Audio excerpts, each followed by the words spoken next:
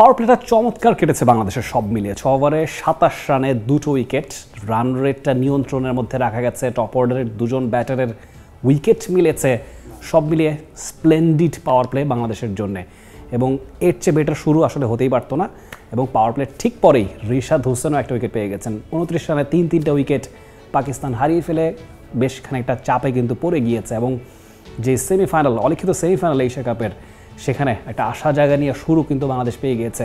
এবং Pakistan is under pressure right now. Bangladesh চালকের আসনে পৌঁছে গিয়েছে। ইন্ডিয়ার বিপক্ষে আগের ম্যাচে হেরে খানিকটা ব্যাকফুটে বাংলাদেশ চলে গিয়েছিল, সেখান থেকে একটা অসামান্য কামব্যাক ম্যাচের শুরুর ভাগেই বাংলাদেশ করে দেখেছে। সেখানে রুল করছেন তাসকিন আহমেদ, রিশাদ হোসেন, শেখ মেহেদি, চমৎকার চমৎকার বোলিং তারা করছেন। তানজিম সাকিব, এই নামগুলো নিতেই হচ্ছে। এবং বাংলাদেশের বোলিংটা আগের ম্যাচেও কিন্তু এক্সট্রাঅর্ডিনারি ছিল। হ্যাঁ, ওয়ালটন বিএলডিসি ফ্যান, খরচ বাঁচে 65% পর্যন্ত।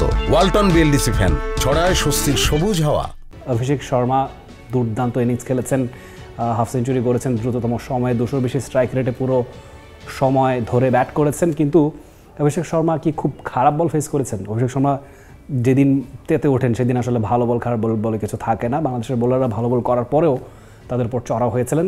তবে আসার কথা, ইন্ডিয়ার কিন্তু 200 ক্রস করতে পারেনি, সেই ব্যাপারটা বাংলাদেশের বোলাররা ঘটতে দেয়নি। আজকে পাকিস্তান এই মুহূর্তে কতটুকু করতে পারবে, কি মনে করছেন? নিশ্চয়ই কমেন্ট বক্সে জানাবেন আমাদেরকে যে প্রেডিকশনটা কি, কততে পাকিস্তানকে আটকানো যেতে পারে এবং কতর মধ্যে আটকালে আসলে বাংলাদেশ ম্যাচের নিয়ন্ত্রণটা নিজেদের হাতে নিতে পারবে এবং কাঙ্ক্ষিত জয়টা আদায় করতে নিতে পারবে, সেটা নিশ্চয়ই দেখতে হলে চোখ রাখবেন টি স্পোর্টসের পর্দায়। For more updates, subscribe to our YouTube channel and click on the bell icon. Follow us on Facebook and Instagram. Download T-Sports app to enjoy exciting games and highlights. Visit tsports.com.